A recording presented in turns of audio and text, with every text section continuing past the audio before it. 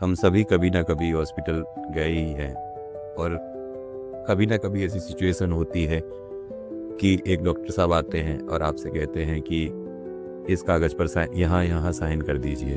वो जो 2 जगह बताते हैं हम वहाँ पे साइन करते हैं। उसके बाद डॉक्टर साहब चले जाते हैं, पर आपको पता है कि आपने किस चीज़ पर साइन किया है। कभी किसी के साथ ऐसी घटना हो कि आप हॉस्पिटल दिखाने जाएं, हॉस्पिटल में आप किसी डायग्नोस्टिक टेस्ट के लिए परमिशन दें और डायग्नोस्टिक टेस्ट की जगह अगर डॉक्टर को लगे कि ये समस्या तुरंत सही की जा सकती है और वो उसकी सर्जरी ही कर दे। आप अंडर एनेस्थीसिया थे किंतु आप मानसिक रूप से तैयार नहीं थे। पर जब आप कोर्ट के पास जाते हैं तो वह कहते हैं कि आपने कंसेंट फॉर्म साइन किया हुआ था। क्या आप जानते हैं कि कंसेंट फॉर्म क्या होता है? नमस्कार दोस्तों, मेरा नाम है डॉक्टर भगवान और आज हम बात करने वाले हैं कंसेंट के बारे में। मेडिको लीगल कंसेंट क्या होती है, कितने टाइप की होती है, कौन उस कंसेंट फॉर्म पर साइन कर सकता है, कितने लोग एलिजिबल होते हैं और किन किन सिचुएशन में हमें कंसेंट की ज़रूरत भी नहीं होती है। और इस वीडियो का माध्यम केवल आपको ये समझाना है, इसका कोई भी मेडिको लीगल यूज़ नहीं है और यह केवल एजुकेशनल पर्पज़ से है। दोस्तों, कंसेंट की परिभाषा क्या होती है? कंसेंट का अर्थ है अनुमति प्रदान करना। It is basically an agreement between patient and doctor. एक तरह का एक बॉन्ड होता है और यह principle of autonomy of respect of patient के लिए होता है।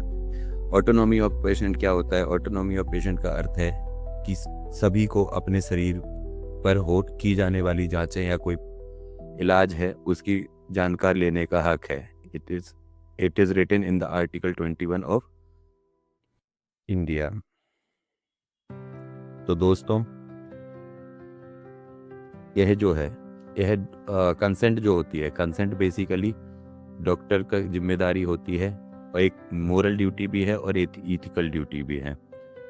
अब कंसेंट का फॉर्मेट क्या होता है? कंसेंट एक बेसिकली फॉर्मेट होता है कि आपको 4 चीज़ें उसमें पूरी करनी है। उसके लिए होता है पार्क फॉर्मूला। पार्क पी से हो गया आपका प्रोसीजर का नाम और उससे होने वाला लाभ, या ट्रीटमेंट की दवाई का नाम और उससे होने वाले लाभ। ए से हो गया आपका अल्टरनेटिव ऑप्शन क्या होंगे इसके, वो सारे के सारे ऑप्शंस की अगर आप ये टेस्ट नहीं कराते तो ये टेस्ट भी करवा सकते हैं। जैसे कि सपोज दैट आपको ब्रेन के बारे में जानना है और डॉक्टर कहता है कि आप सीटी स्कैन कराइए, तो आप चाहते हैं कि सीटी स्कैन में आप कंफर्टेबल नहीं है, एमआरआई कराना चाहते हैं। हालांकि दोनों की अपनी अपनी भूमिका है, वो आपसे ऑप्शंस डिस्कस करेंगे और अल्टरनेटिव ऑप्शन एमआरआई यूज़ किया जा सकता है या नहीं इसकी जानकारी तो आप ले ही सकते हैं। आर से हो गया आपका रिस्क असेसमेंट और साइड इफ़ेक्ट्स। जिस भी चीज़ के जितने प्रयोग में कमियां हो सकती हैं, खामियां हो सकती हैं, आगे जाके आपको दिक्कत हो सकती है, इवन नॉन जितने भी इवन रेयर जो साइड इफ़ेक्ट्स या रेयर जो कॉम्प्लिकेशंस हैं सर्जरी के, वो भी आपको बताना डॉक्टर की जिम्मेदारी है। ठीक है दोस्तों। और क्यू से हो गया क्वेश्चन। क्वेश्चनेयर का मतलब है कि इससे जुड़े अगर आपके मन में कोई और सवाल भी आते हैं तो उनका जवाब देना भी एक डॉक्टर का दायित्व रहता है। बेसिकली कोई भी क्वेश्चन जब आप कंसेंट फॉर्म पर साइन करते हैं तो आप पूरी तरह से श्योर होते हैं और पूरी तरह से सब कुछ जानने के बाद ही आप अनुमति देते हैं। ये बेसिकली 4 चीज़ें हैं जो कंसेंट फॉर्म में शामिल की गई होती हैं। ठीक है, वही कागज़ जिस पर आप बिना सोचे समझे साइन कर देते हैं। अब आपके मन में सवाल आ रहे होंगे। आपके मन में सवाल ये आ रहा होगा पहला कि अगर मैंने कंसेंट फॉर्म पर साइन कर दिया है तब तो मैं कभी कोर्ट का दरवाज़ा कितना भी परेशान हो जाऊं या मैं सेटिस्फाइड नहीं हूं तो मैं कोर्ट तो जा ही नहीं सकता हूं। जी नहीं। कंसेंट फॉर्म जो होता है वो बेसिकली प्रोसीजर की नॉन रिस्क जितनी होती है सिर्फ उसको कवर करता है और कॉम्प्लिकेशंस को कवर करता है। यह गलत इलाज करना, मतलब कि माल प्रैक्टिस या फिर ठीक से इलाज ना करना, जिसे कहते हैं मेडिकल नेग्लिजेंस, इसको कवर नहीं करता है। तो आप माल प्रैक्टिस और नेग्लिजेंस के केस में कोर्ट में जाकर केस कर सकते हैं। अब आगे देखते हैं कि इसके कितने टाइप होते हैं। तो बेसिकली कंसेंट के इंडिया में 4 टाइप माने गए हैं। पहला टाइप होता है इम्प्लाइड कंसेंट। इम्प्लाइड कंसेंट का मतलब होता है कि आप जैसे ही अस्पताल में एंट्री करते हैं तो आप डॉक्टर को दिखाने जा रहे हैं तो ऑब्वियसली डॉक्टर आपको एग्जामिन करेगा, उसके बाद ही समस्या को समझ पाएगा। तो मेडिकल कंसेंट जो होती इम्प्लाइड कंसेंट जो होती है वो इम्प्लाइड कंसेंट आपकी तरफ से होती है केवल मेडिकल एग्जामिनेशन के लिए, और इसमें आपको कोई भी कागज़ साइन नहीं कराया जाएगा, ना ही आपसे विशेष तौर पर कुछ परमिशन ली जाएगी।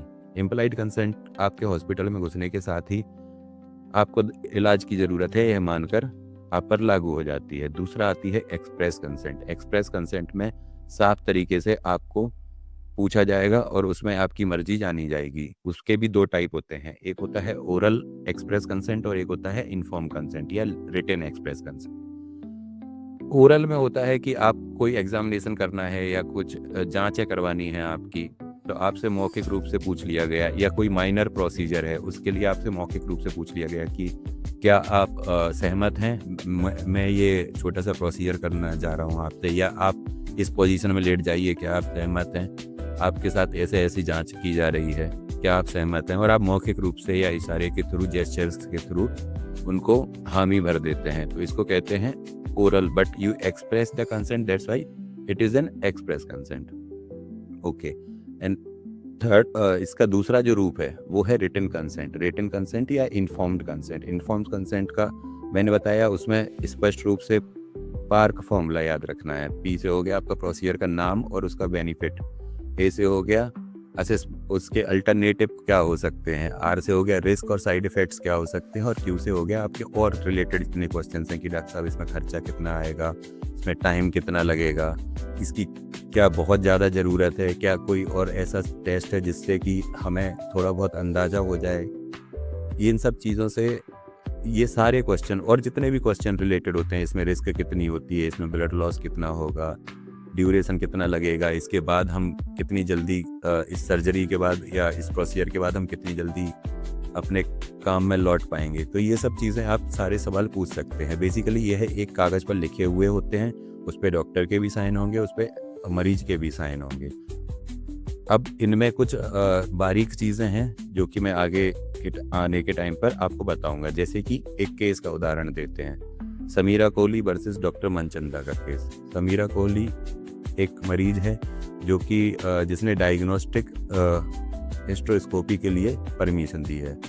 डॉक्टर साहब ने उसको बेहोश करके उसकी जांच की, उनको समस्या दिखी, उनने सोचा कि क्यों 2 बार ऑपरेशन करना है, और पेशेंट के हित में सोचते हुए उन्होंने उसका ऑपरेशन कर दिया, बच्चेदानी निकालने का, हिस्टेक्टमी का ऑपरेशन कर दिया। अब हिस्ट्रोस्कोपी की कंसेंट में उन्होंने हिस्टेक्टमी का ऑपरेशन कर दिया, पर समीरा कोहली को मानसिक आघात लगा क्योंकि उन्हें नहीं थी। तो सुप्रीम कोर्ट का वर्डिक्ट हुआ कि आप एक कंसेंट में दूसरी कंसेंट एक सर्जरी की कंसेंट लेकर आप दूसरी सर्जरी उसी में नहीं कर सकते। अगर आप 2 बार सर्जरी करते हैं, इवन रीडू प्रोसीजर भी जो होते हैं, जैसे कि इंटेस्टाइनल परफोरेशन के केस में कोलोस्टमी का होता है, अगर कोलोस्टमी करने के बाद में जो आंत का हिस्सा आपको बाहर थैली में निकाला गया है, उसको जब क्लोज करने के लिए करेंगे तो उसकी कंसेंट दोबारा से साइन करी जाएगी। ऐसे ही और भी बातें हैं, और भी सर्जरीज हैं, और भी टेस्ट हैं जिनको अगर 2 बार किया गया तो आपको 2 बार परमिशन ली जाएगी। उसमें आपके पास एक इम्पॉर्टेंट चीज़ ये है कि एक होती है doctrine of refusal. Doctrine of refusal ये कहता है कि जब भी मरीज चाहे तब वह कोई भी प्रोसीजर करने से मना कर सकता है, तब वह अपनी कंसेंट से मना कर सकता है। हालांकि उसने अगर पहले भी साइन कर दी है तब भी वह मना कर सकता है। हाल ही में केसेस जो आए हैं उनमें ये देखने को आया है कोर्ट में कि कई बार मरीज बोल देते हैं कि डॉक्टर साहब ने हमें समय ही नहीं दिया, उन्होंने तुरंत कागज़ साइन करे और तुरंत ऑपरेशन कर दिया, मैंने ना किसी से सलाह ले पाई, ना किसी को बता पाया, और मेरे साथ ये घटना हो गई और मैं मानसिक रूप से तैयार नहीं हूँ, अब मुझे आघात हुआ है। तो आपको एक्चुअली इन्फॉर्म कंसेंट नहीं, प्री इन्फॉर्म कंसेंट लेना जरूरी है। कुछ टाइम का गैप रखना है।